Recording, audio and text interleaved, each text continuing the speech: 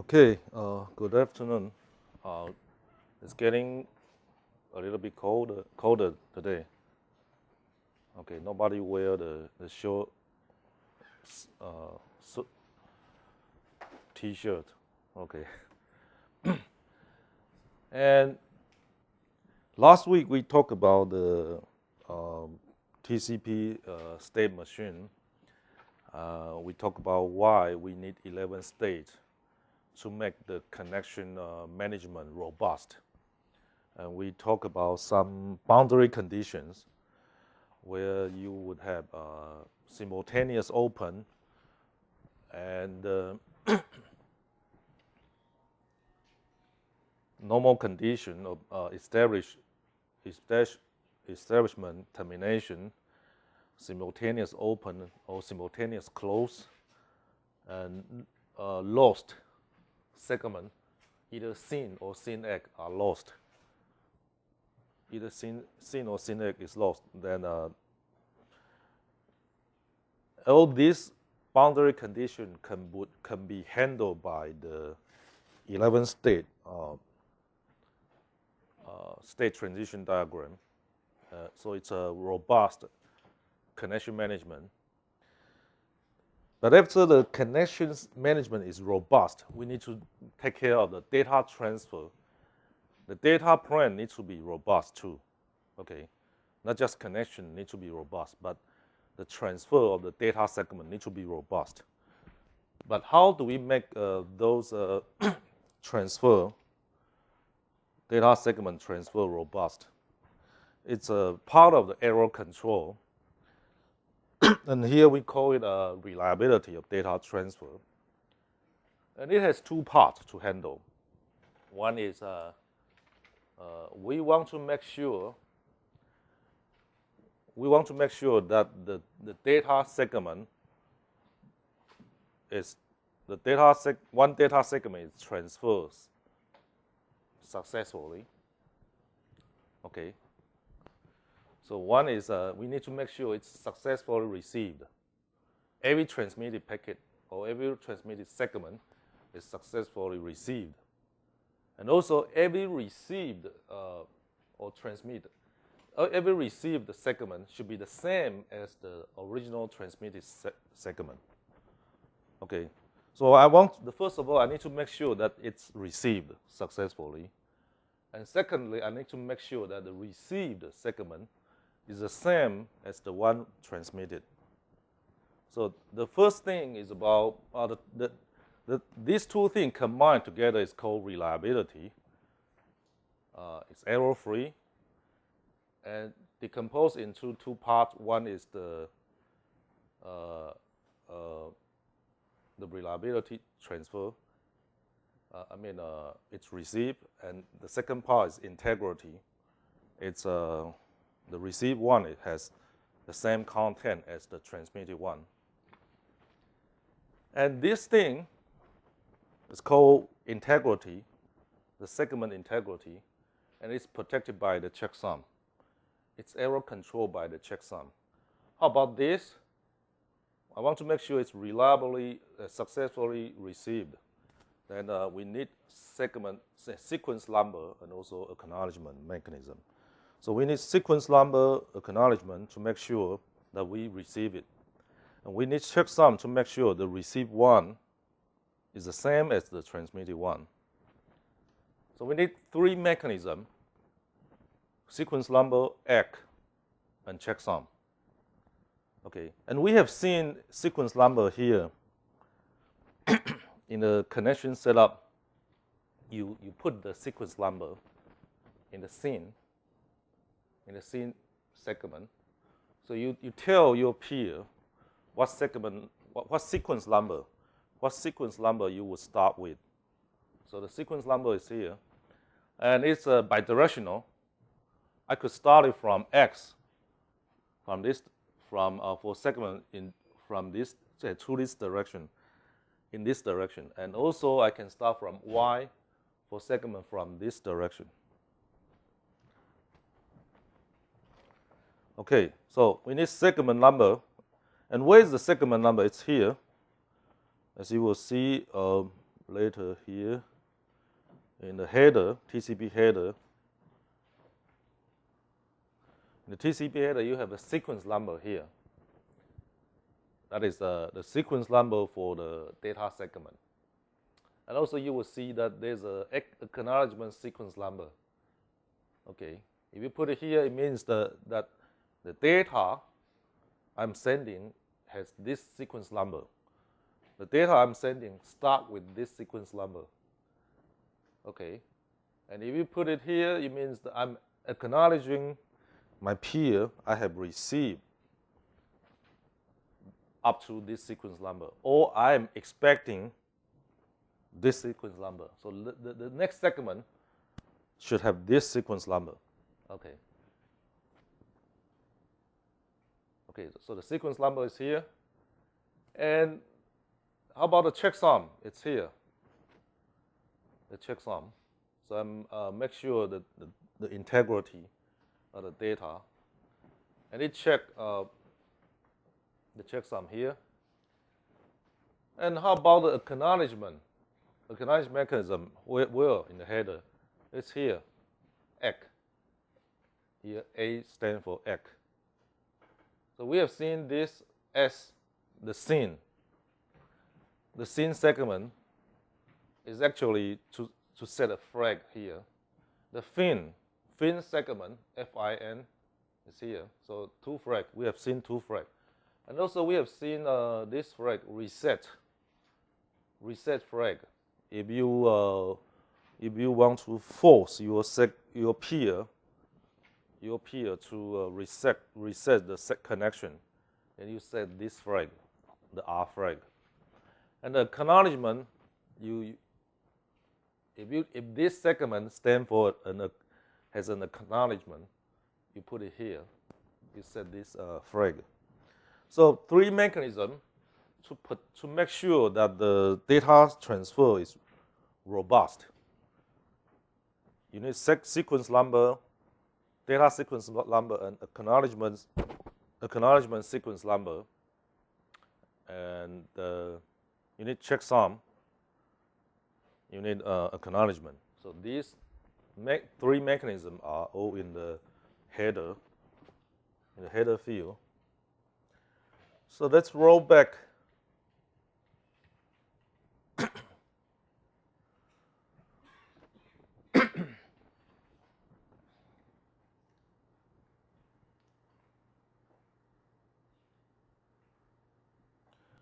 So if the segment is sent but not yet act, no act received, there will be two possibilities. It could be lost in the network. So it might be dropped by some intermediate routers due to buffer overflow, insufficient buffer. So the router run out of buffer, so the packet will be dropped. Or some error condition happen, so the router dropped the packet. For example, the checksum IP, the router does not check the TCP header. It would check the IP header. And remember, in the IP header, we have checksum. So if the checksum calculation for the IP header, the IP header checksum is incorrect, then it will be dropped in the router. So either drop in the router or drop by the receiver. The receiver receive it, okay, but the checksum, TCP checksum calculation shows error, so it would drop the packet. Wrong checksum. Okay, so these two conditions will result in no ACK. In fact, in TCP data transfer, they don't have NEC. NEC stands for negative acknowledgement. They only have positive acknowledgement. So if a packet has a wrong TCP checksum, it will not send a NEC. Okay, so the sender would not receive ACK, or no, the sender would not receive NEC either. So no ECK or NEC if the TCP checksum is wrong. And what would happen next? So the lost packet, the packet that has been dropped should be retransmitted. But the problem is when? When to transmit which? Both questions are important. When we talk about when, well, there'll be two. We will see there are two instances we could retransmit, driven by two possibilities. So we will see that. But which? Well, we should just retransmit a lost packet. I mean, but how do you know which one is lost? How do you know which one is lost? And the problem might get even more complicated if you have multiple packet loss. If just one single loss, single segment loss, fine. We could identify which one got lost easily. But if there are multiple packet loss, well, you need to figure out which packets are lost. Okay, so this to transmit which, it might be easy if it's single loss, single packet loss, but it would get more complicated when you have multiple packet loss. And when to retransmit will depends on will be triggered by two mechanisms. The first mechanism, but well, I should say the second mechanism is timeout. You could set a timeout at the sender. The sender, okay, if there's a packet, I send a packet, and I'm waiting for I set a segment, and I'm waiting for the acknowledgement for this segment to come back. So I set a timer, and before the timer expires, if the timer expires, then it's timeout. Then I would retransmit. So that's the one mechanism that you would trigger retransmission. But usually this timeout value needs to be large enough. Otherwise, it will time out easily. And this timeout value should depend on the RTT, round trip time. Say the timeout value, if the sender and receiver are in the same country, just maybe 5 routers away, then the timeout value should be smaller than the situation that the sender and receiver are across the Pacific Ocean with 15 routers in between. Okay, so for that situation, for the second situation, you would have a much longer timeout value. If you have the same timeout value, you got problem because if the sender and receiver are far apart, then you would time out easily. Even though there are no packet loss, then you might time out, which is bad. So the timeout value should be measured according to RTT. In fact, you will see that it's several times of RTT, mean RTT, plus the standard deviation of RTT. So the timeout value needs to be set large enough, usually several times larger than RTT. So if you say, okay, I would have a timeout. So for packets, for segment that is sent but not yet acknowledged, then I would wait until it time out. If it's time, my timer timeouts, then I will retransmit. Okay, that's a mechanism you could decide when to retransmit. But this is a slow mechanism. When we say slow, it means that the timeout value is usually set to be large in order to prevent frequent unnecessary retransmission. So we need a second mechanism, another mechanism that would trigger the retransmission earlier. Otherwise, the timeout, if the timeout value is like 1 second or 2 seconds, then it would take too much time to retransmit a segment. So we need a faster mechanism to trigger the retransmission. And it's called triple duplicate ACK. Triple duplicate ACK. So we see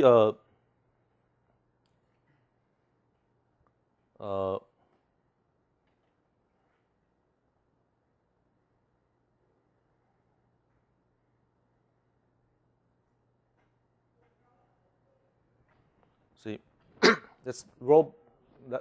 I jumped to page 32, so we can finish this discussion first. So consider this. I'm at a timeline at the receiver. So the receiver has received segment 2, 3, and then 6, 7, 8. But it didn't receive 4 and 5, segment 4 and 5. So what happened is that it would act for, if it received segment 2, it would send an ACK of 3. ACK of 3 says, I'm expecting 3 next. The next segment I expect is 3. Okay. If I receive 3, then I send ACK 4, telling the sender I'm expecting segment number 4. Okay, and then the next segment I receive is segment 6. And because I haven't received segment 4, so I send an ACK of 4 again. I send the ACK of 4 again. And again, I receive segment 7, and I send ACK of 4 again. Same for this, because I didn't get 4 and 5. So I continue to ACK 4, telling the sender I'm expecting segment 4. Please send me segment 4. And the receiver, because it is expecting segment 4 and 5, but it receives segment 6, 7, 8. So what would it do for segment number 6, 7, 8? What would the receiver do? It would buffer. It would buffer segment 6, 7, 8. Instead of dropping them, it would accommodate and put it into the buffer. So I buffer 6, 7, and 8, but I'm still expecting 4. And in this situation, we see duplicate ACK. In fact, we see triple duplicate ACK.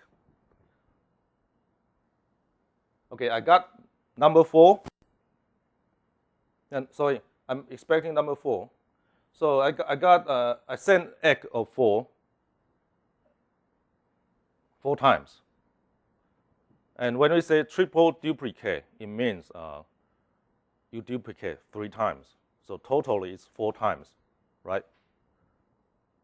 Triple duplicate means you duplicate 3 times. So totally you have received ACK of 4 times. Okay. And in this situation, we interpret it is clear that segment number 4 is lost. You won't get it. It's very unlikely that you will get ACK of segment 4 if you have received triple duplicate ACK of 4. So, so you won't get it. Okay. So if for the sender, if you have received triple duplicate ACK, the sender will interpret, okay, the segment number 4, although I have sent segment number 4 and 5, well, I know that segment number 4 is lost somehow. So the receiver sent me triple duplicate ACK of 4. So I need to retransmit. I need to retransmit the segment with this sequence number, which is 4. And so the sender infer that triple duplicate ACK as a packet loss, segment loss. And in fact, it interprets, TCP sender would interpret this loss as a result of congestion. As a result of congestion, okay. So you would do two things: retransmit this segment, and also help the sending rate. It would help the sending rate. We reduce the sending rate. Okay, so here you got two heuristics built in here. The first heuristic is that you say it takes triple duplicate ACK to infer that the packet is lost. I mean, for the sender, it would infer that triple duplicate ACK to means the packet is lost. Secondly, it would infer this is due to congestion. Well, the first heuristic is quite valid because if you got triple duplicate ACK, the chance that your segment is not lost and you will get there later is very low. The likelihood is that it's lost. Okay, but the second heuristic is not that valid. The second heuristic says that it's due to congestion, but it might not be due to congestion. For example, if the router, when forwarding the packets, find out that the segment, I mean the packet checksum, IP checksum is in error, then it drop it. Drop the packet, but no congestion at all. No congestion, just error, and it would drop it. But the sender interprets that it's due to congestion, so it does this. It reduces its sending rate. Sometimes it's not necessary. Well, in the case of error, because of checksum error, and you interpret this as a congestion, and you reduce the sending rate, which is not necessary. So that's the reason why I'm saying the second heuristic is not that valid. Sometimes it's not correct. However, the TCP argues that the chance of having congestion is high, so I would to be conservative, I will reduce my sending rate. So here we have two heuristics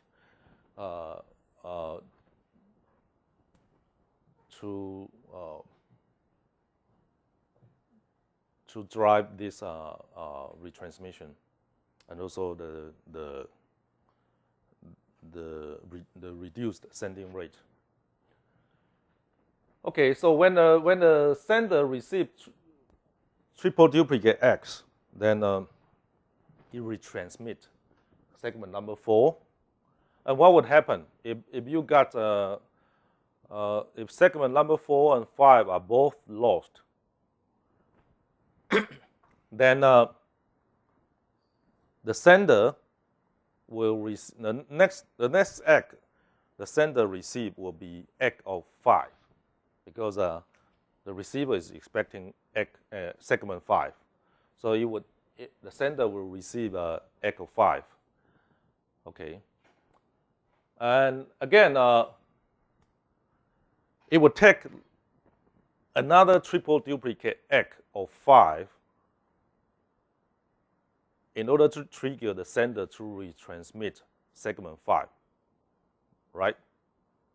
So that's the reason why if you have multiple packet loss, this kind of mechanism will be slow in recovering the error, recovering the lost segment, because if you have 4 and 5 got lost, you need a triple duplicate ACK of 4 to retransmit segment 4, and you also need another triple duplicate ACK X to retransmit segment 5.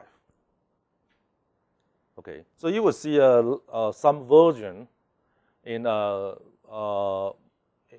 the first we will see several versions of TCP from TCP Tahoe to Reno, New Reno, and New Reno with a SEC option, FEC options. The later version are trying to solve the multiple packet loss problems in two ways, in two directions. One is to recover the lost segment faster instead of triple duplicate egg every time for each lost segment. Another direction is to not to reduce the sending rate so much. Okay, so you want to recover the lost segment faster, and also you want to maintain the sending rate as much as you can. Okay, but the earlier version will be quite primitive, that you would need triple duplicate egg to recover each lost segment, and also you would reduce the sending rate every time you got triple duplicate egg. So that would have the problem of you half and half again. So you will see the earlier version like Reno, and also the later version like New Reno, and New Reno with SEC or FEC options. Okay, we'll see that. So by now we have seen that when to retransmit which, the which is easy if you have just one packet loss. But it is not easy if you got multiple packet loss. It's in this scenario, you got two packet loss. So it would take longer time to recover. Okay. But the when to retransmit which, but the when is triggered by two mechanisms. One is timeout mechanism, but the timeout value is usually large. So you need a faster mechanism to recover. And that faster mechanism is called triple duplicate egg. But that fast mechanism is not too fast. I mean, probably not as fast as you can imagine. It still takes triple duplicate egg. It means that you will get four acknowledgement. So it would take more than one round trip time to recover. But that apparently that triple duplicate egg would usually take shorter time than timeout. If the timeout is like 2 seconds across a Pacific Ocean, then the RTT is like 100 or 200 milliseconds. So the RTT is smaller than timeout. Okay.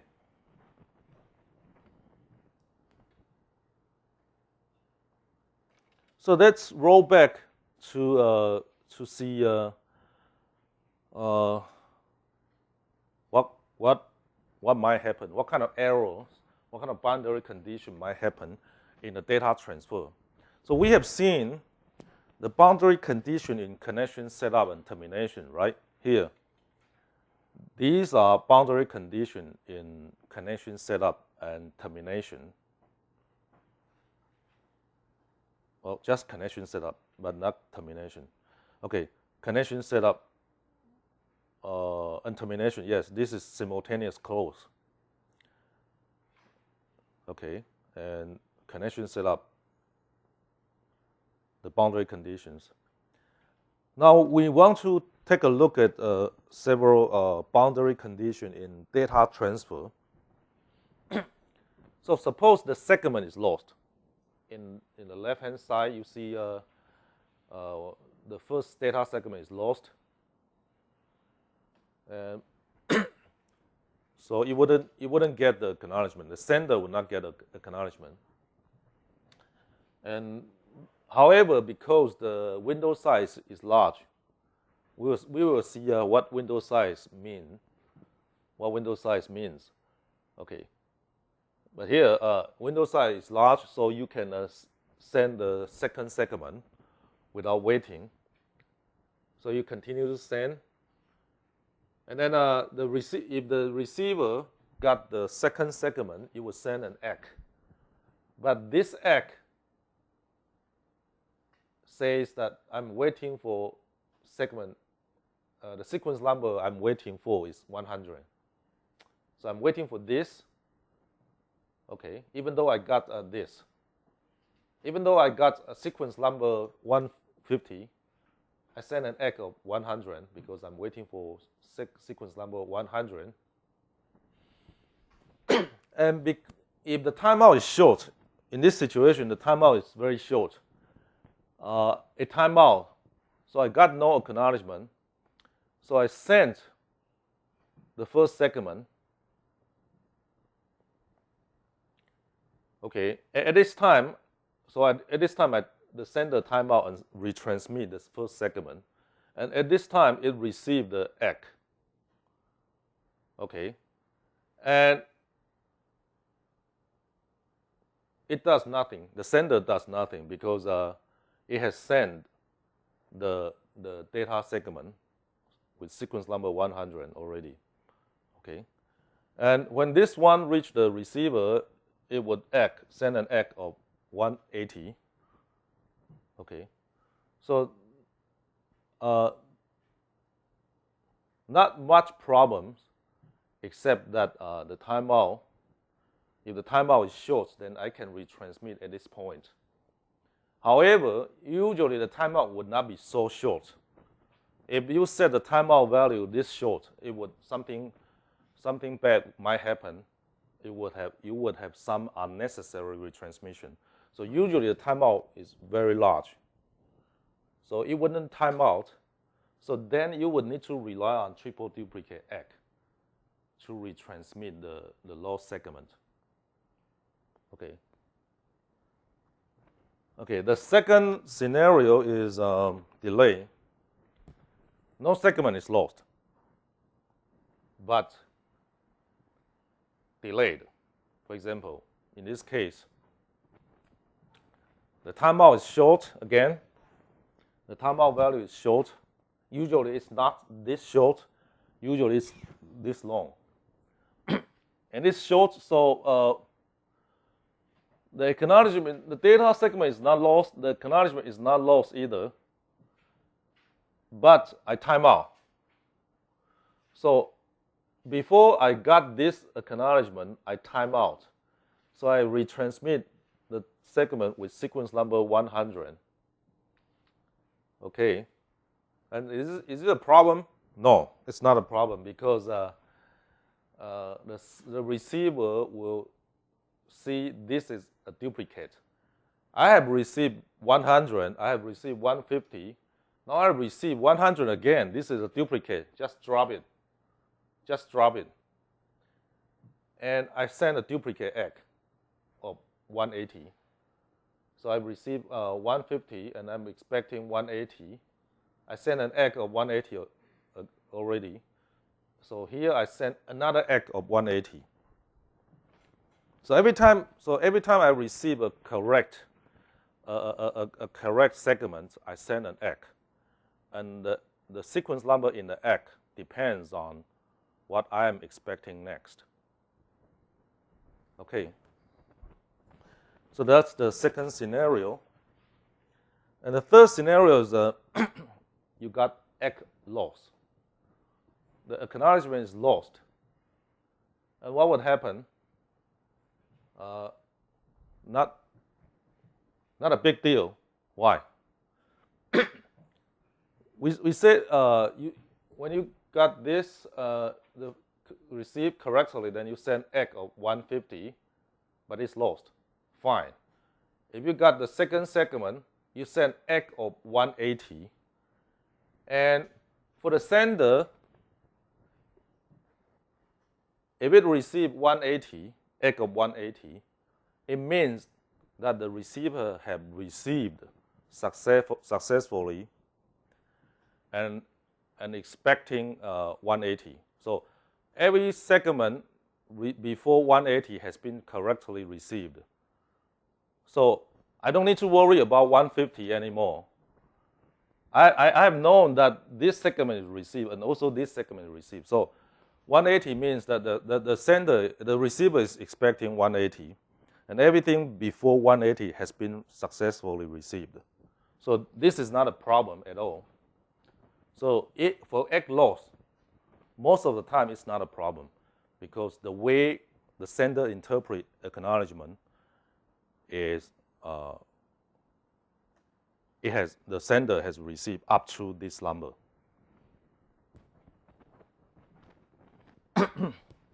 Okay, how about the fourth scenario, out of order, out of sequence? Out of sequence, the sender sent two data segments, 1 and 2, but the order received at the receiver are 2 and 1. You sent 1 and 2, but the receiver received 2 and 1. The order is reversed. Fine.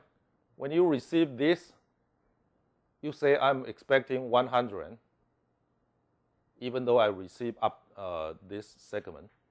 But if I receive this, I would egg 180 immediately. Okay. So I don't send an egg of 150. I send egg of 100, and then next I send egg of 180. So the sender then interpret, okay, I have the previously transmitted two segments has been received successfully by the receiver. So it could proceed to the next. So not a big deal if you have out of sequence.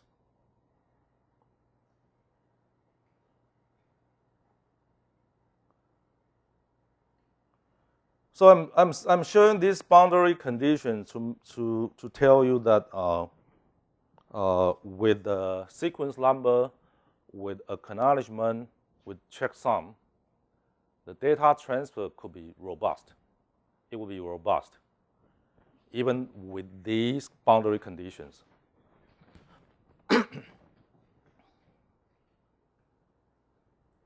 Okay. Then the next problem will be how fast you can transmit. How fast you can transmit. You could have, the worst case is the slowest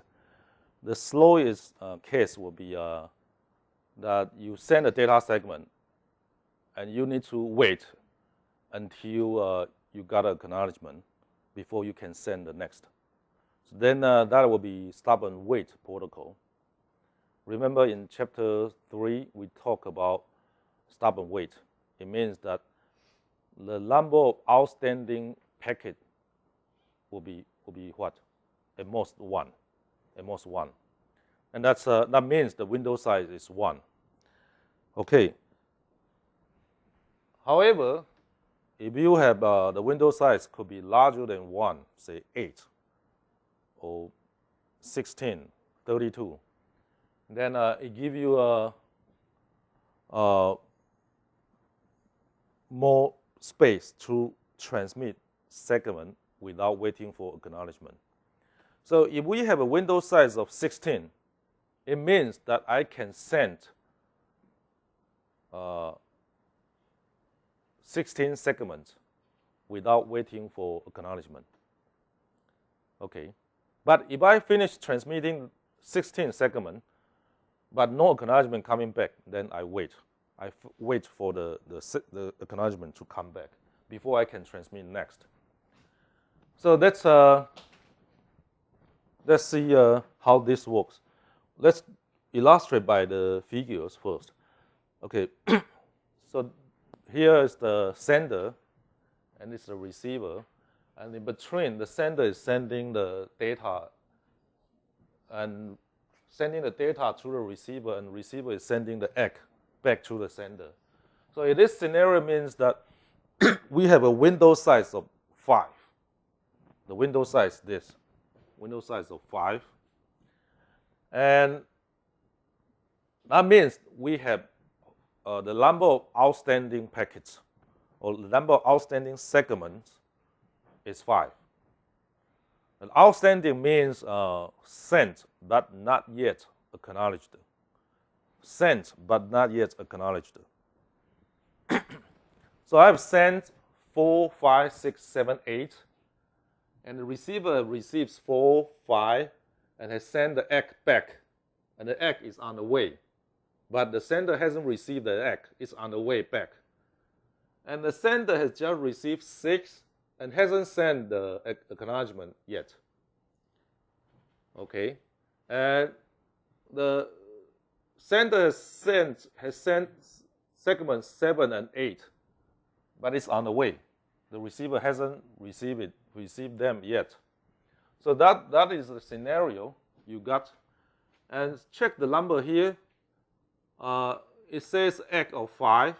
So I have received up to 4, and I'm waiting for 5, segment 5. And here the acknowledgement is sent by the receiver. It says egg of 6. So I have received 5, and I'm waiting for 6. And the acknowledgement to be sent next by the receiver is egg of 7. It just receives 6, and it's waiting for 7. Okay, so that's the scenario. And if so I have a window size of 5. If the sender received egg of 5, what would happen? It would slide the window by 1. It would slide the window by 1. It means that this has come back, and I slide my window, so I'm okay to send this one. I'm okay to send this one. Okay. And here, the sender needs to maintain a retransmission queue in case of packet loss. So for the packet for the segment that has been sent by the sender, but not yet but not yet acknowledged, they should be maintained. They should be kept in the queue because they might be lost. And if they are lost, then I would need to retransmit them. So I cannot drop them now. I need to wait until their acknowledgement come back. So there's a queue maintained at the sender. In the meantime, the receiver would also maintain a queue for what? If there are packets received out of order, I need to buffer. For this case, you will not see it, but you will not see the need. But there are cases. Okay, if I don't receive 4, but I receive 5 and 6 here. If I don't receive 4, but I receive 5 and 6, then can I pass 5 and 6 to the application layer now? Can I? No, I can't. I need to wait for 4 before I can pass 5 and 6 to the application layer. So I need a buffer space to accommodate 5 and 6. Okay, so there's a queue in the receiver, and also there's a queue in the sender.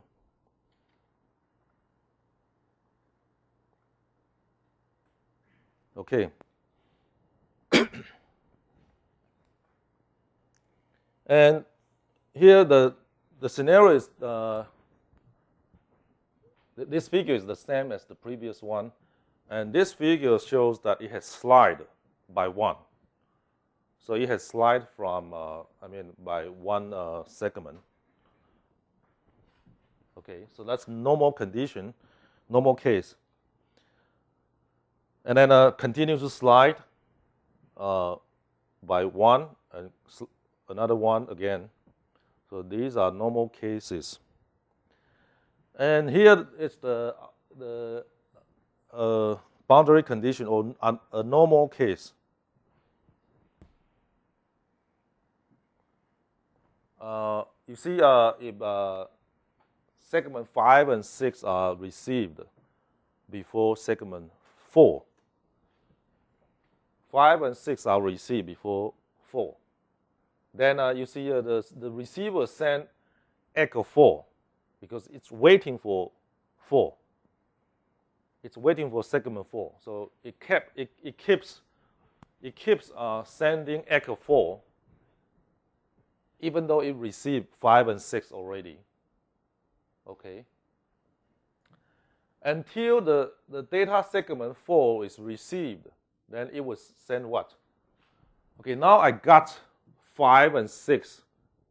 So I send echo 4. And suppose the segment 4 arrived late. So it's out of order.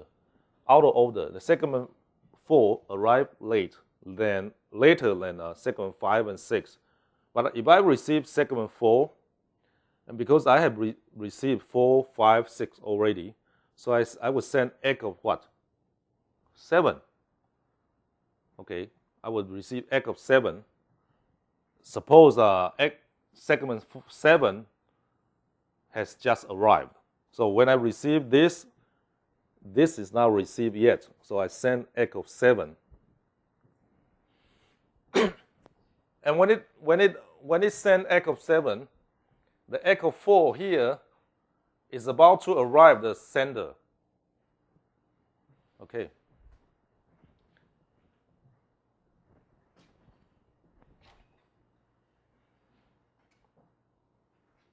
And the next thing is if the sender received echo 7, what would happen? Okay. If I receive echo 7, and 4, 5, 6 has been received, it means that I can slide the window by how many? The sender can slide the window by how many? 3, right? Because 4, 5, 6, segment 4, 5, 6 has been received. So it would shift by 3. Okay. So the next figure you see will be slided by 3. It will be this. It will slide by 3 from this to this. Okay. So then you resolve the problem of out of sequence, and then things go on.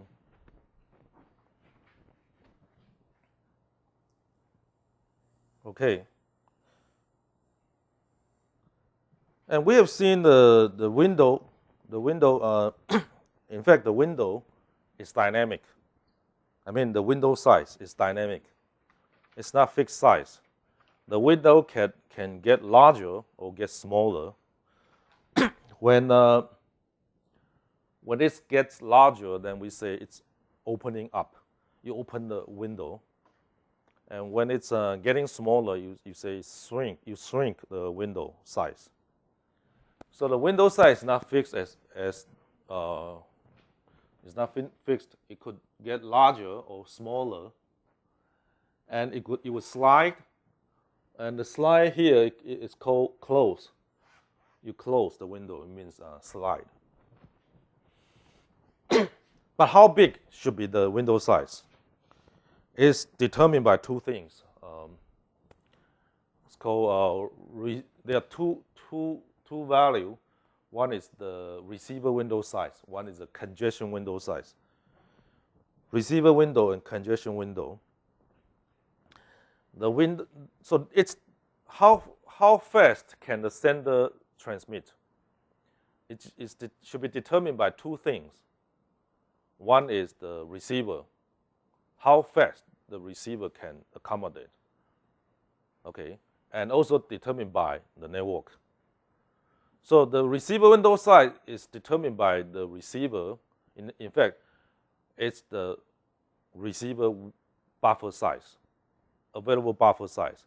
So the receiver will tell the sender its window size, which means the available buffer space, or the window size that has been set aside. Okay, the free buffer space at the receiver, which is a receiver window, and it's advertised by the receiver. And where, how the receiver tell the sender its window size or its buffer size? It's here. Window size. So the window size in the TCP header is actually the receiver window size. Receiver window size, not the congestion window size of the network, but the receiver window size. So the receiver will advertise its available buffer space here in the window size here to tell the sender.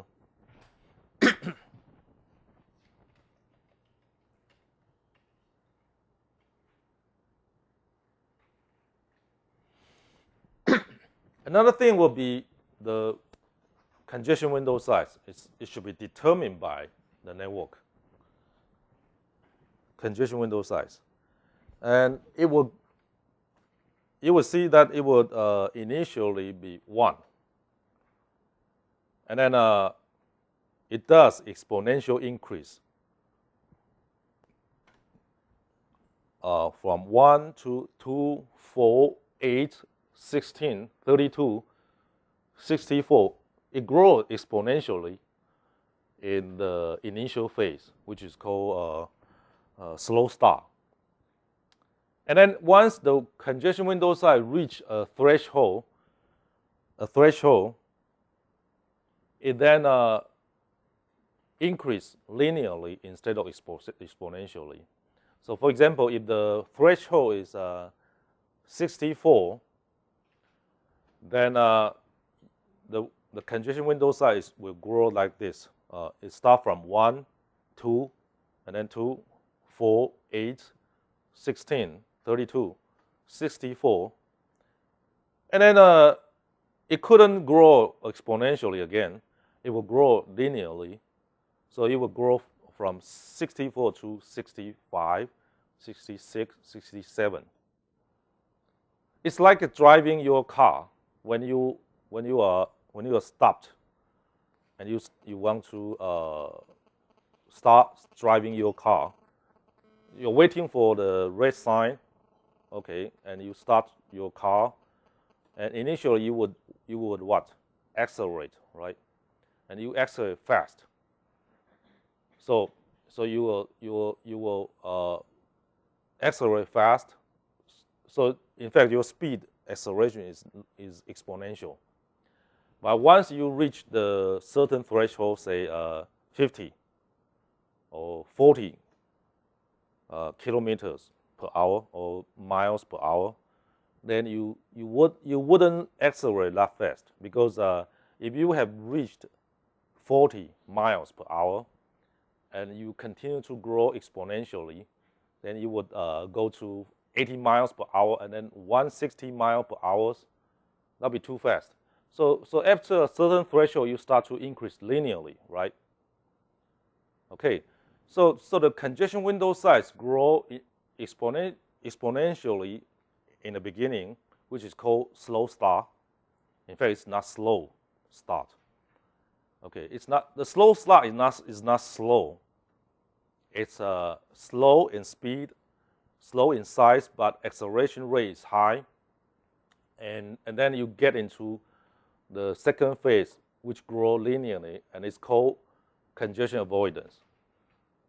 Congestion avoidance. So it's like driving your car. You accelerate exponentially in the first stage, and once you reach a threshold, you accelerate linearly.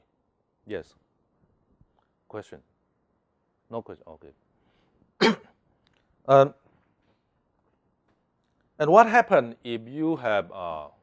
Remember we said that you might have the transmitter interpret triple duplicate X as what? Congestion, a sign of congestion. So it would retransmit and what? And reduce the sending rate, right? And in fact, it could reduce the sending rate by a half. So I cut it into a half. So suppose I now grow into 70. So my threshold is 64. So before 64, I grow exponentially, but after 64, I grow linearly. And now I'm 70, and I found triple duplicate X. What would happen? I would reduce my sending rate to a half. Okay, so that'll be from 70 to what? 35. 35. Okay, so and if I suffer if I encounter another triple duplicate egg, I will do what? I will cut a half again. I will cut the window size to a half again. So it's very similar to driving the car. If you see, if you drive at 70 miles per hour, and you find some traffic condition, and you need to slow down. So you probably will reduce from 70 miles per hour to 35 miles per hour. You wouldn't reduce to 69 miles per hour or 68 miles per hour. You will reduce dramatically to a half, because otherwise you might bump, you might hit the car in front of you. So you would reduce significantly, or say exponentially. You cut it into a half. So because you want to avoid the collision when you drive your car, and you want to resolve the congestion in the network. Okay. So these are the. So if we go back to this pseudocode in sliding window in the sender, it is much easier to understand it now. Suppose the window size this, and the current sequence number, it means the next segment to be transmitted. And LAR is last acknowledgement received. Okay, then you would do this.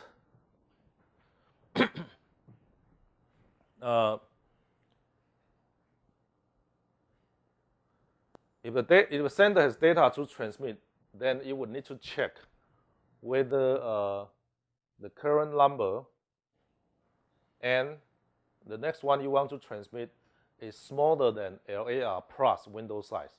LAR is last acknowledged plus the window size. If this is smaller than this, then you are fine to go. You can transmit. So then it means that the next segment to transmit is within the window size. Within the window size.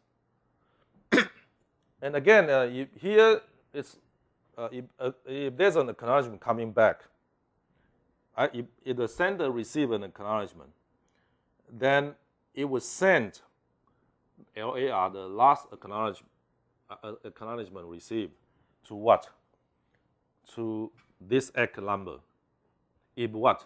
This egg number is larger, it means that, okay, I got an acknowledgement which is new to me. If my LAR is 4 and I'm receiving an egg with a number of 7, then I will set my LAR to what? To 7. So I'm sliding my window. I'm sliding my window to 7, from 4 to 7. So this is to check whether I'm within the window size. And this is to slide the window.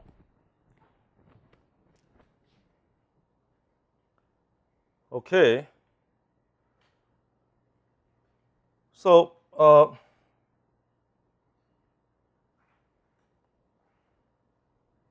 we pretty much cover this mechanism, and you might when to transmit which. Okay, the problem of when to transmit which. It's you will see the fast retransmission, which is driven by triple duplicate egg, and there are options to deal with multiple packet loss. If you have multiple packet loss, then you need this to have better performance. Otherwise, each time you will be driven by triple duplicate egg. Okay, and when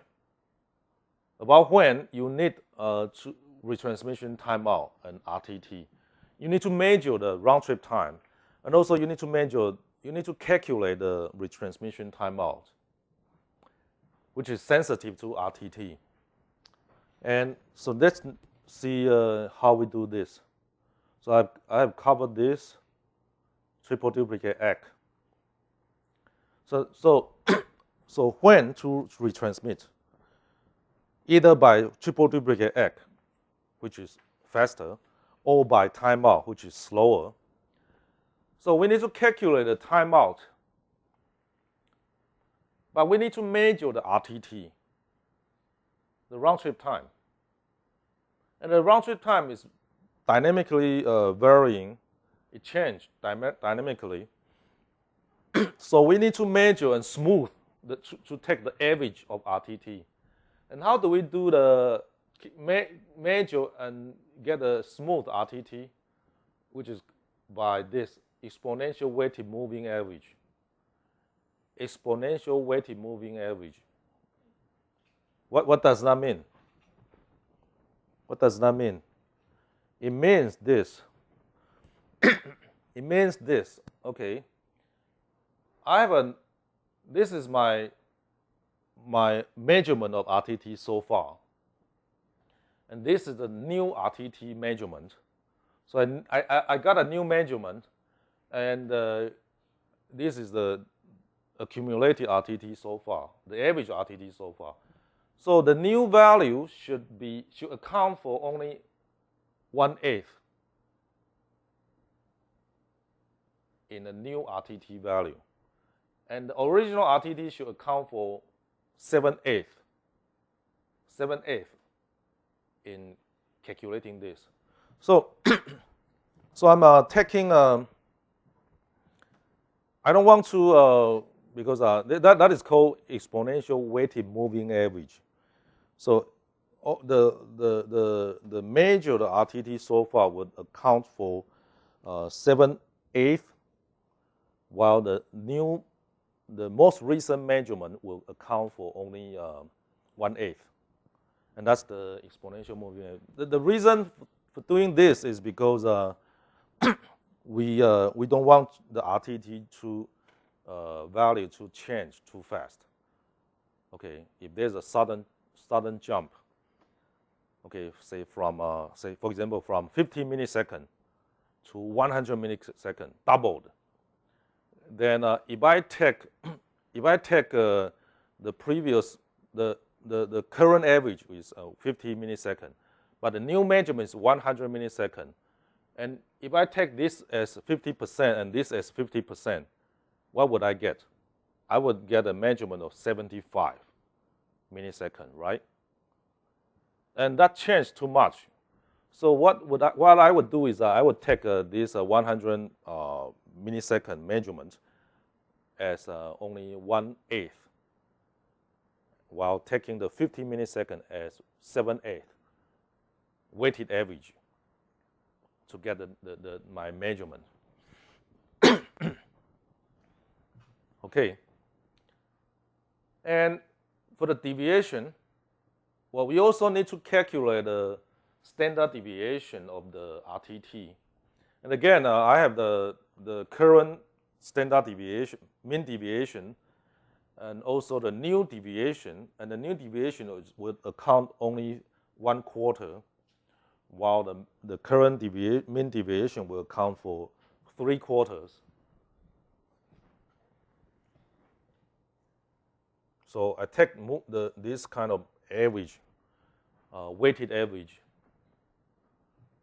So I got, and then I take this. This is the smooth RTT, which is exponential weighted moving average, and also this. And again, this is also exponential weighted moving average. And then I take this standard deviation multiplied by 4 plus this mean value. So if I have a smooth RTT of 50 milliseconds, for example, 50 milliseconds, and the standard deviation, the mean deviation is, for example, 200 milliseconds. Then what will be the round trip retransmission timeout? It will be 50 here, and this is 200. 200 multiplied by 4 will be what? 800. 800 plus 50 will be 850 milliseconds, or less than 1 second. So that'll be 850 milliseconds as my timeout value, even though my mean RTT is only 50. Okay, so you will see that the retransmission timeout is usually many times larger than RTT. In this case, it's only 17 times larger than RTT. So if I have triple duplicate ACK,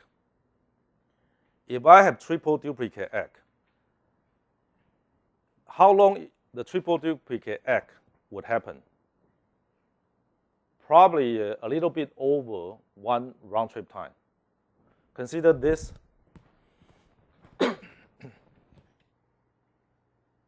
Okay. So because 5, 6, 7 will be sent back to back, I mean they'll be sent continuously. So the time to have a triple duplicate ACK to happen will be a little bit over 1 RTT. It's not 3 RTT or 4 RTT, no, because this echo 4, this echo 4 and this echo 4, they are to be sent almost continuously. It wouldn't be I send this and wait for round trip time and then send this. No. So triple duplicate ACK doesn't mean it needs 4 times of RTT. 4 times of RTT. No. It will be 1 RTT plus a little bit something. Okay. So if in the case of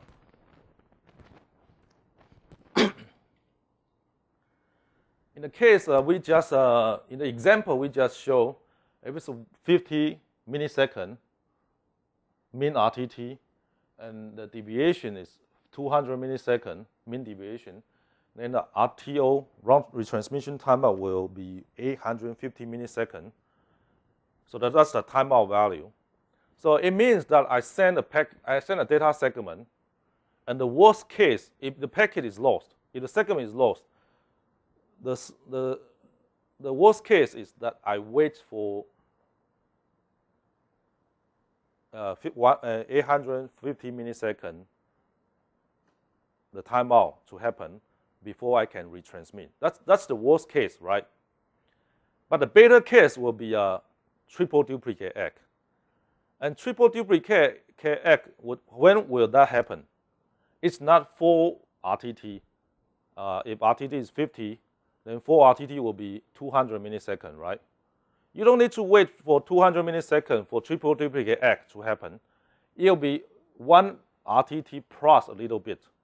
So perhaps you would wait for 70 milliseconds for triple duplicate ACK to happen. Then that's the time you retransmit. So if you got triple duplicate ACK, it's likely that you will retransmit at 70 milliseconds later. 70 milliseconds later. I mean, after the first transmission, your retransmission will happen 70 milliseconds later. Okay, which is much faster than what? The timeout value, which is 850 milliseconds. 850 milliseconds. So 70 milliseconds compared to 850 milliseconds. So the triple duplicate ACK is indeed much faster than timeout, right? So the timeout is what? The final defense line. But your first defense line will be what? The triple duplicate ACK, which is much shorter. Okay. Also, in calculating the retransmission timeout, there's a cons algorithm. It says that don't update RTO when retransmission is also lost. And the reason is because if you do this, then you would the RTT value will be significantly large, and you would have a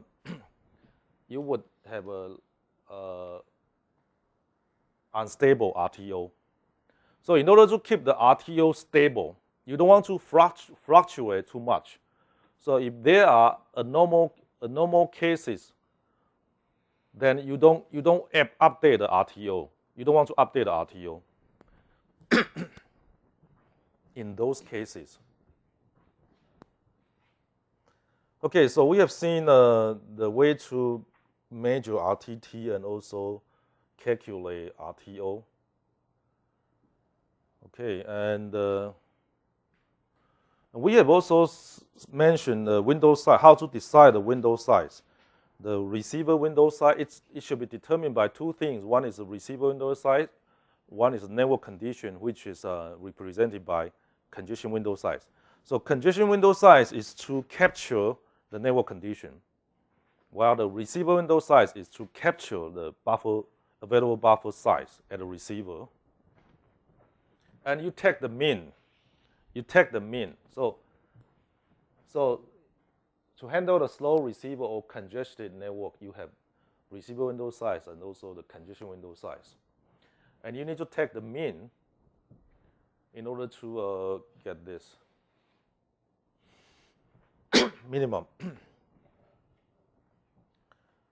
Okay, so next, okay, so we have seen that you would have initially you will have slow start, and slow start is not slow at all. You accelerate fast. You accelerate exponentially. So the window size is 1 initially, and after you got acknowledgement, you increase the window size by doubling it.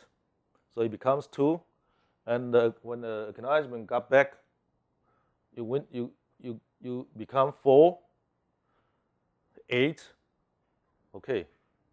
And if you increase linearly, you grow by 1, 2, 3, 4. So that's linearly. Here you should write this, say this is 8, and now it should be 8, 9, 10, 11. But because there'll be too many lines to draw, so I'm drawing in from 1 instead of 8. I'm drawing from 1 instead of 8 because to avoid too many lines on the figure. So again, slow start grow exponentially. So slow start is not slow, it's exponential. Congestion avoidance is slow, it's linear, linear increase. So let's look at the TCP Tahoe, the initial, the first popular version. There are several versions, and most of them are named after casino cities, either Vegas or the version earlier than Tahoe is called Vegas, and then Tahoe. Both are cities within Nevada, USA, and then Reno. No, Tahoe is in California, and it's a ski resort. It's a lake and a ski resort.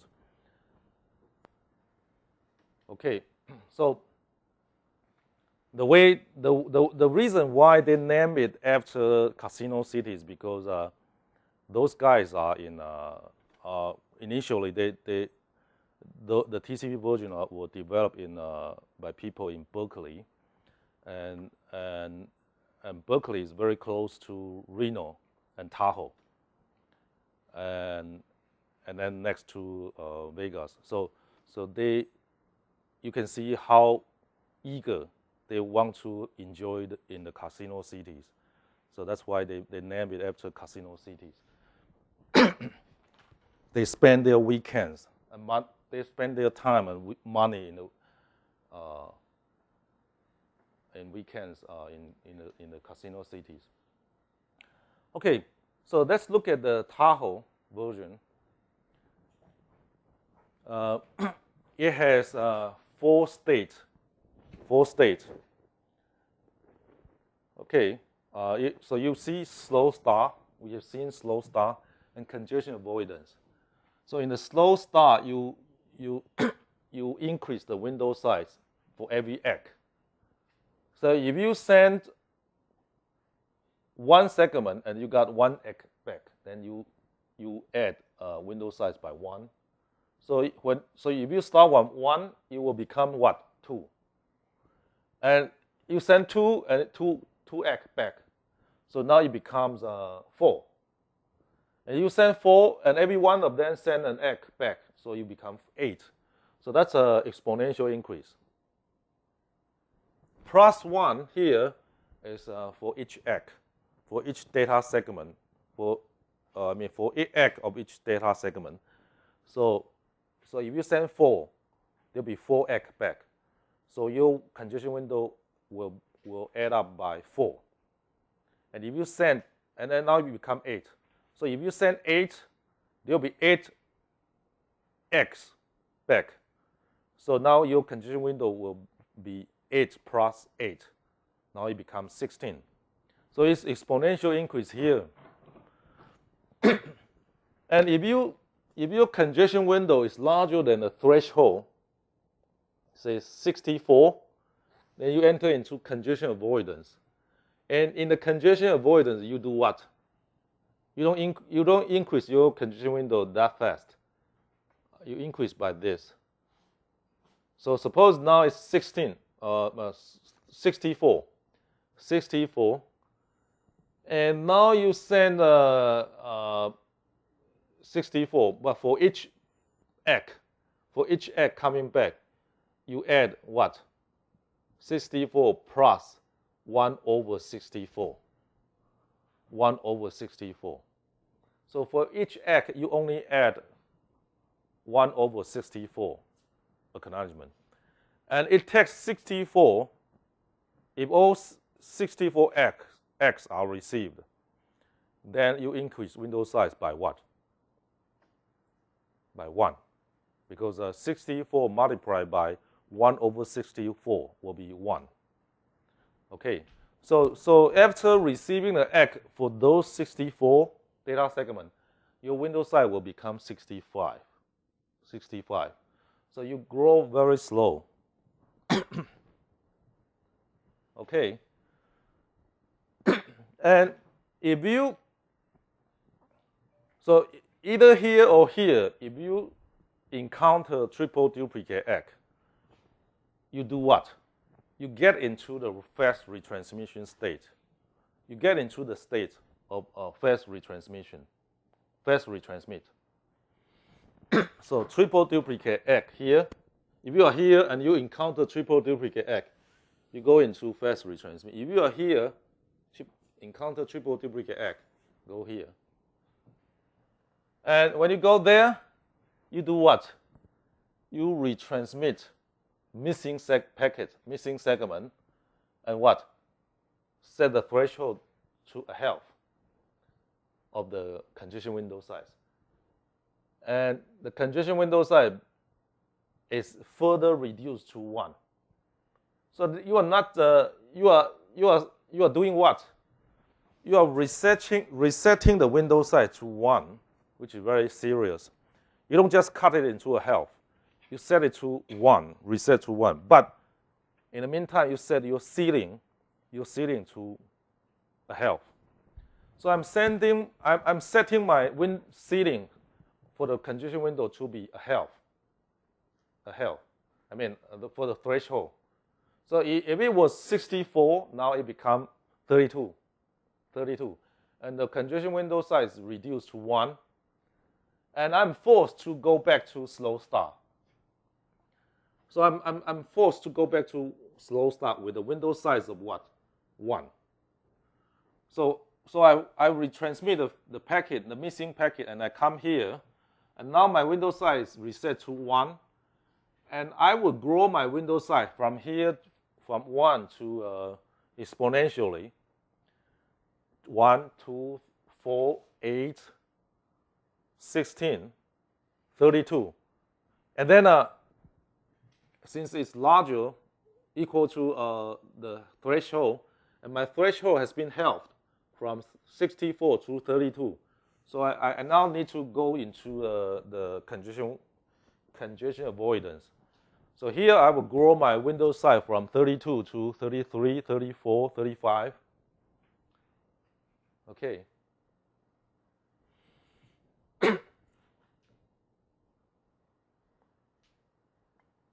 Okay, that's the triple duplicate with the fast retransmit.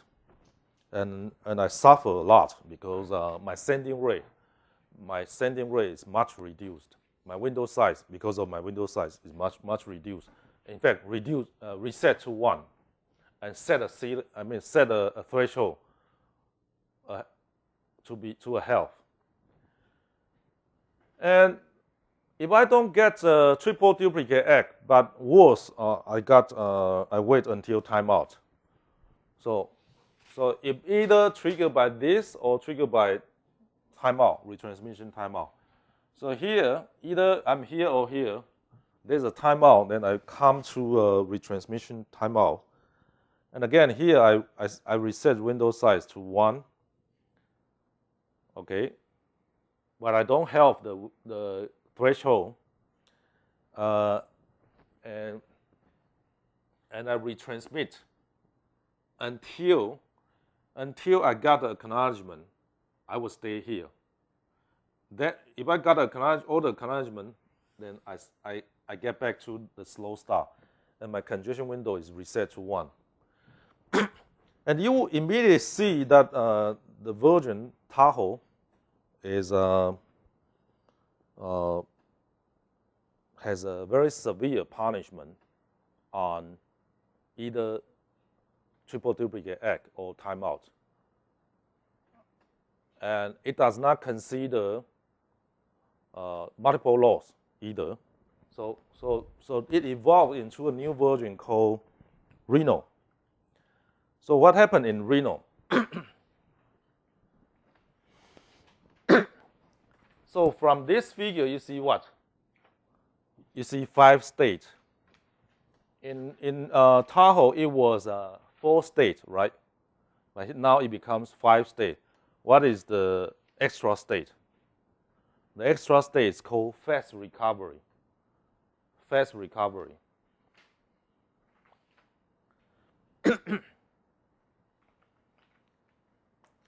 And that's the first difference. What is the second difference? The second difference is that in the triple duplicate egg, in case of triple duplicate egg, in the you get into the fast retransmission, but when you go back, when you send the missing packet, you do what? You also set the threshold to a half, but you don't what? But you don't reset the congestion window to 1. You set it to what? A half. So the congestion window is only a half, not 1. It's not reset to 1, it's set to a half. So you reduce the sending rate. I mean, the window size represents the rate, the sending rate, because the sending rate is what? The window size divided by time, right? By time, okay. So if the window size is a half, then the sending rate will be a half. So now the window size a half instead of 1, instead of reset to 1. So it's not, the punishment is not that severe. Okay, and that's the first, the second difference. So the first difference is that you got this fast recovery, and the second difference is the congestion window is a half, not reset to 1. And the third difference is that in the fast recovery, you still grow your window size. You still grow your window size. And you stay in the fast recovery not just for one packet, but for several packets. So you would send the data packet and then wait for acknowledgement until what? Until the acknowledgement you got is non-duplicate. So if I if this is the case, if this is the case, then if I got triple duplicate X, I would retransmit. Sorry, there's no. It's not triple duplicate X, so.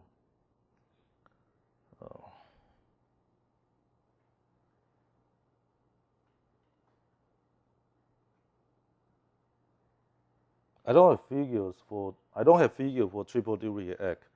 Oh, here. I have. Okay, if I got triple duplicate X at the sender, right, at the sender, and it would retransmit 4. It will retransmit segment 4. And because and then it will receive what? X of 5. If the receiver receives segment 4, it will send an X of 5.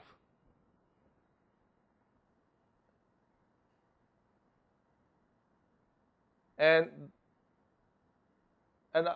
because X of 5 is still larger than, smaller than the segment I have already sent.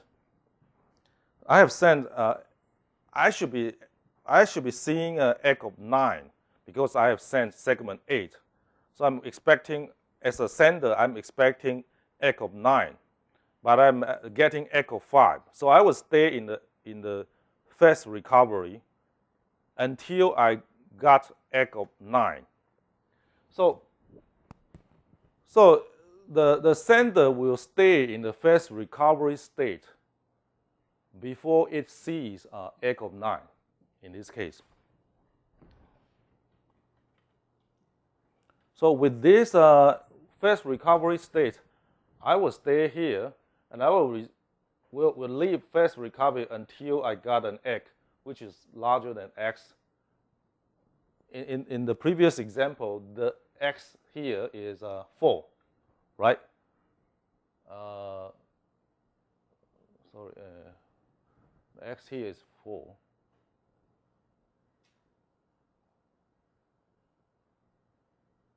Okay, the X here is 4.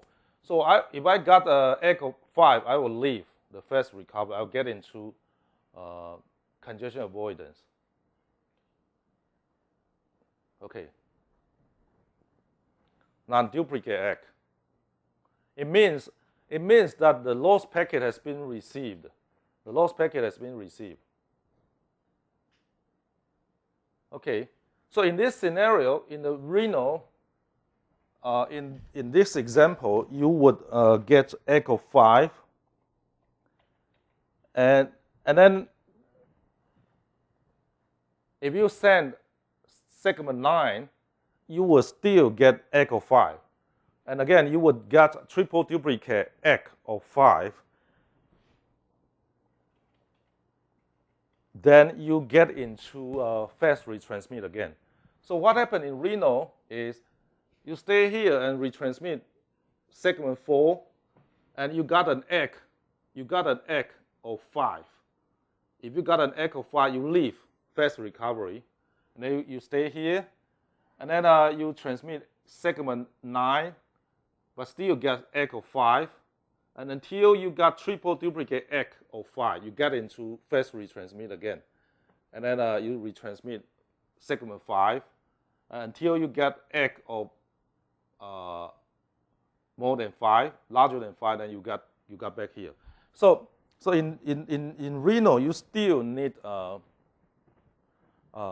2 times of triple duplicate X in order to recover 2 consecutive loss, 2 consecutive losses, which is not good either. Okay. But if it's just one single error, if it's just one single error, because the example here is 2 packet losses, but if it's only 1 packet losses, then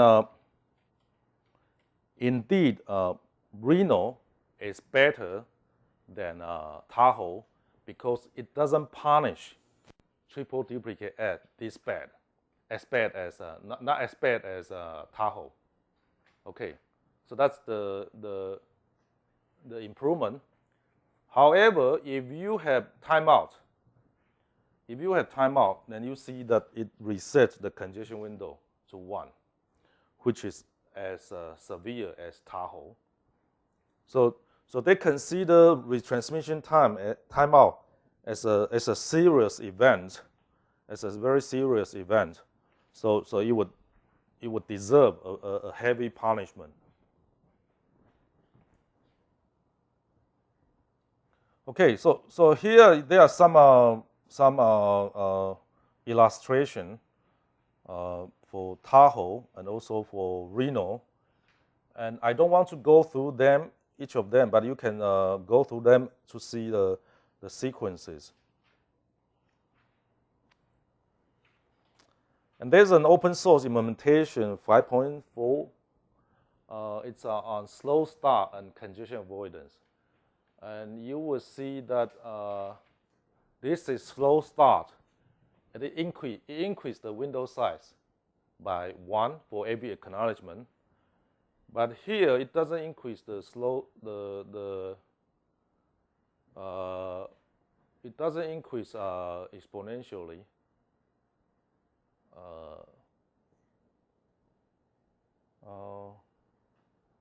I don't remember this variable, but it should be you should not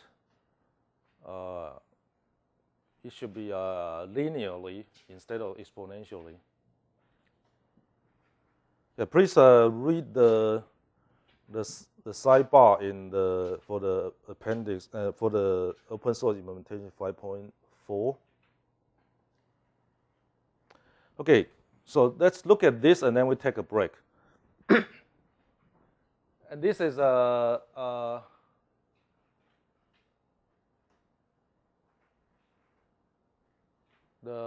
Reno. The figure here is the Reno, TCP Reno. And this figure, the y-axis stands for sequence number, and here it stands for congestion window size. Congestion window. So you will see that the congestion window, the receiver window size is quite fixed, but the congestion window will grow, but receiver window size advertised by the receiver, in this case, is quite fixed. And the figure here are generated by NS2, Network Simulator 2. It simulates TCP, different versions of TCP. Okay, so the window size will grow exponentially, and at certain point it would here it grow exponentially. And if there's a packet loss, a triple duplicate act here, here's the sequence number. So the sequence number stays flat because you got duplicate act. So it will stay flat. Otherwise, it should grow. So you got a triple duplicate act here, and you got into a fast retransmission. And when you get into fast retransmission, you have the window size. The window size should be larger than this, and then cut into a half, and then grow, continue to grow in fast recovery. So you have triple duplicate act, and then you get into fast retransmission, and then fast recovery, and then get into the normal case.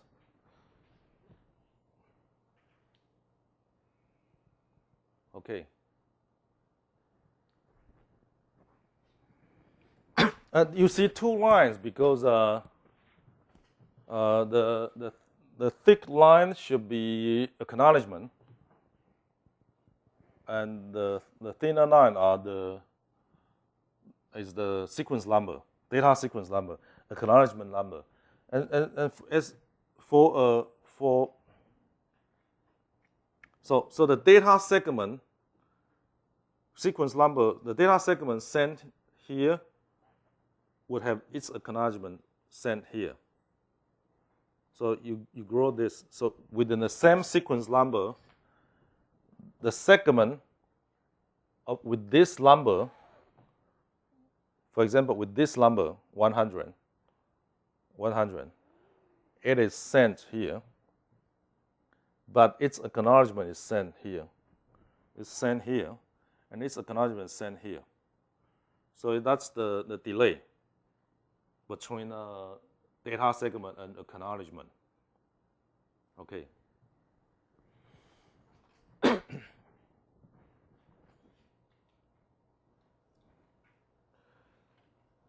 Okay, so we have seen this TCP header several times. We have seen a source port number, destination port number, and we have seen sequence number, data segment sequence number, data segment sequence number, and acknowledgement number, and some flags, checksum, and receiver window size. Okay, so we have spent much time on describing the idea of TCP, when to retransmit what. So all we talk about is about when to retransmit what. And you want to, the general principle is that you want to retransmit early enough by triple duplicate ACK, triggered by triple duplicate ACK. And you want to reduce the window size, but you don't want to reduce the window size so serious. So the punishment on the window size shouldn't be too much. Otherwise, the sending rate will be slow. And I don't intend to cover the other TCP versions, including New Reno, FACK, SACK. So they are options. They are options that come with that can go work together with New Reno, but I don't want to cover them. And it's described in the sidebar. You will see in this chapter we have a particularly long, across many pages, a sidebar which is very long. And usually in this book, the sidebar is less than 1 page. But that particular sidebar is very long, I think over 5 pages. And the reason is because at the beginning, we plan to remove it. But we figure out that some people might be interested in New Reno and SEC and FEC options.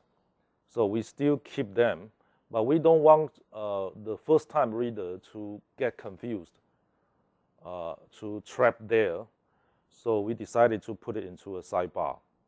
So if you want to dig deeper to see what the state of the art is, look into that. Because right now in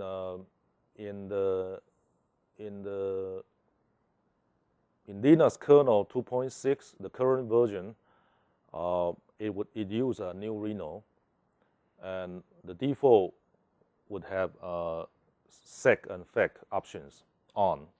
So that's the state of the art. And again, I mentioned that the the need to have a neurinal and FEC is because multiple packet losses. So you don't want to suppose you have consecutive packet losses or non-consecutive. Maybe you have 3 packet losses.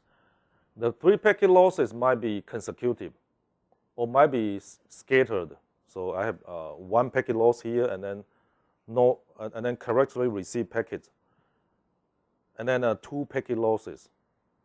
Okay, so the scenario of this will be different from 3 consecutive packet losses, and and they are different, quite different from just 1 single packet loss. So in order to handle those multiple packet losses more efficiently, to recover them faster, without having, say, I have 3 packet losses, then I would need 3 times of triple duplicate ACK. And I would halve my sending rate or sending window 3 times. Then it's not good. So we don't want to recover 3 packet losses by having 3 times of triple duplicate ACK.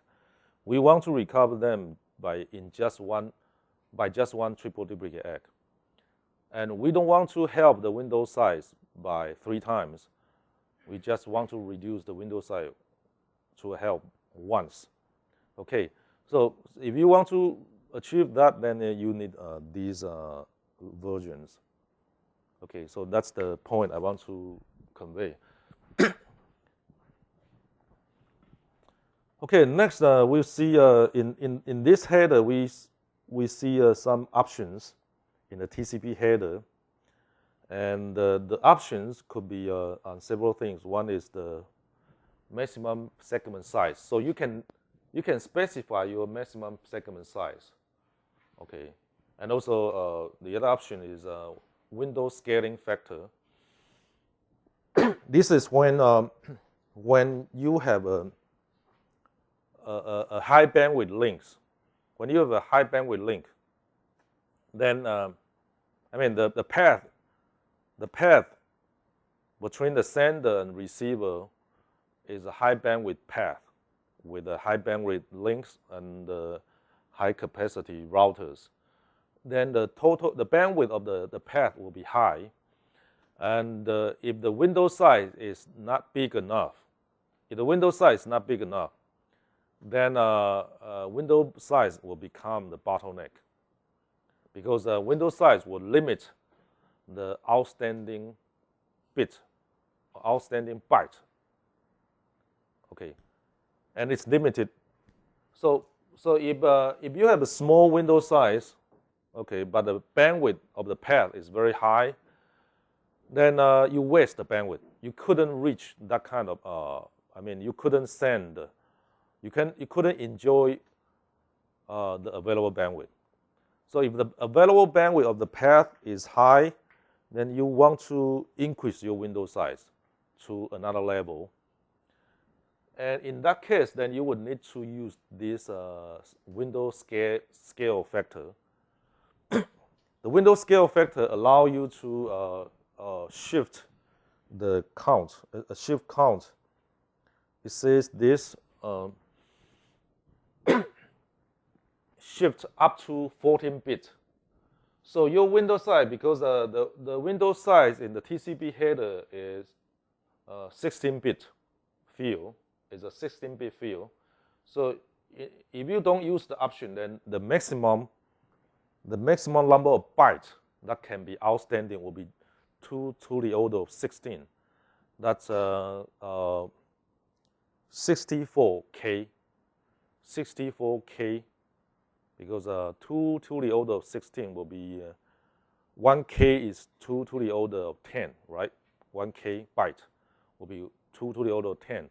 So 2 to the order of 16 will be 64K byte. So that's the maximum window size you can get. Okay, so if you want to have a window size larger than that, then you need to use this option. And it allows you to shift at most 14 bits. So then the window size will become this, the maximum window size.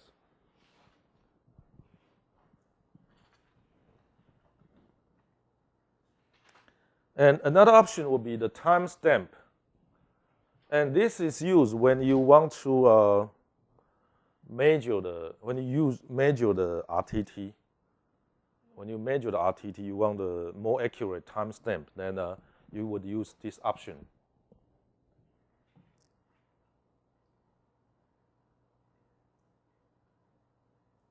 Okay, so improving the RTT measurement, and also to protect the wrap around sequence number. So in a very high speed path, it's possible that the sequence number is not enough. The sequence number is you got a sequence number of 32 bits. So that'll be 2 to the order 32. And in a very high speed path, it's possible that you could wrap around. So in that case, then you need timestamp to differentiate between two segments with the same sequence number. To differentiate two segments with the same sequence number. Okay, in that case.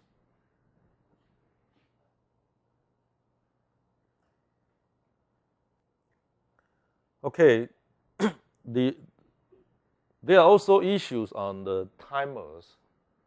There are several timers maintained in Linux kernel for TCP. So it's called TCP timer management. So 3 timers. One is retransmit timer, and that's RTO. This is RTO, and we have described how to calculate RTO from the measurement of RTT. And there's another 2 timers, not as important as RTO. One is a persist timer that is used to prevent deadlocks, and keep alive timer, but not standard. It's to clean up the TCP state after the connection is disconnected. And there are also some other timers to keep track in TCP. So this is a complete list of the timers that are maintained for TCP operations. Okay. And we just described the retransmission timer, and for some other timer how they are maintained, we don't get into them. Okay, so this is RTO, how you calculate RTO, and there's an open source implementation. We have described them, and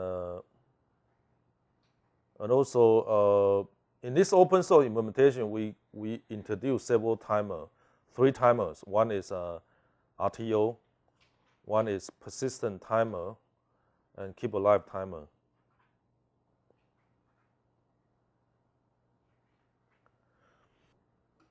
Okay,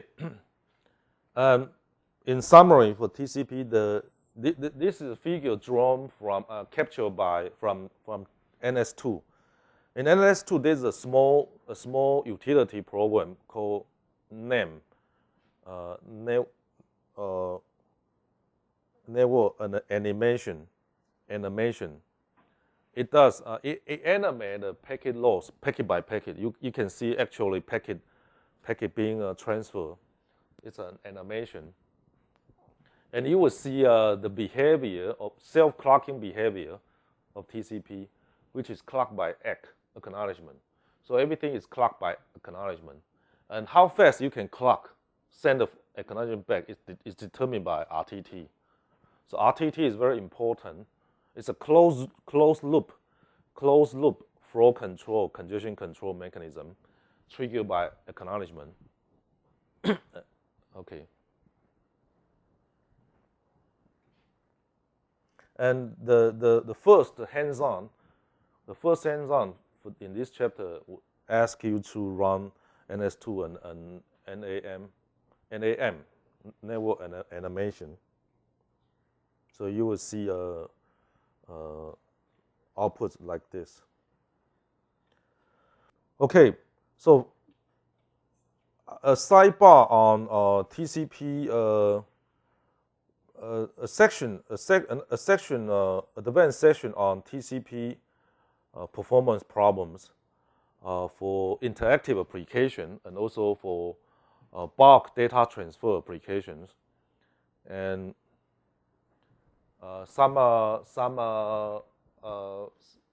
make some syndrome like CD window syndrome when when every segment is 1 byte.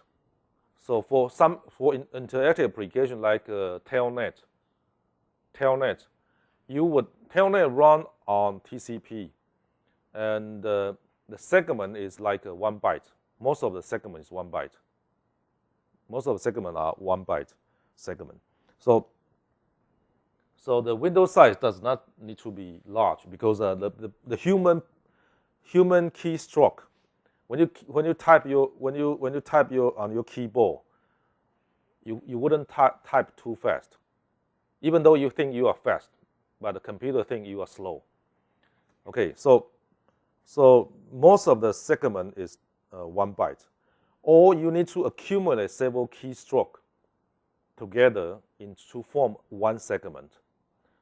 Okay, and it talk about this problem, CD window syndrome, for this kind of interactive applications. And for bulk data transfer, you have the egg compression phenomenon that are accumulated together. So you want to space out, to smooth out the acknowledgement to avoid this phenomenon. And also the multiple packet loss problem. So the Reno does not solve this, as we have seen, right? We have seen in Reno, if you have 2 consecutive packet losses, then you need twice triple duplicate X in order to recover the error, the lost packets. But in New Reno, it solves these problems. You don't need that. And second fact, they all try to resolve this. However, I need to skip this because that would spend too much of the class time on this. So get into read this section. I think it's one section. Read this section if you are interested. They are quite complicated. It could grow quite complicated. And here's the sidebar. Multiple packet loss recovery in New Reno, SEC, FEC, and Vegas. Okay, so I will skip this.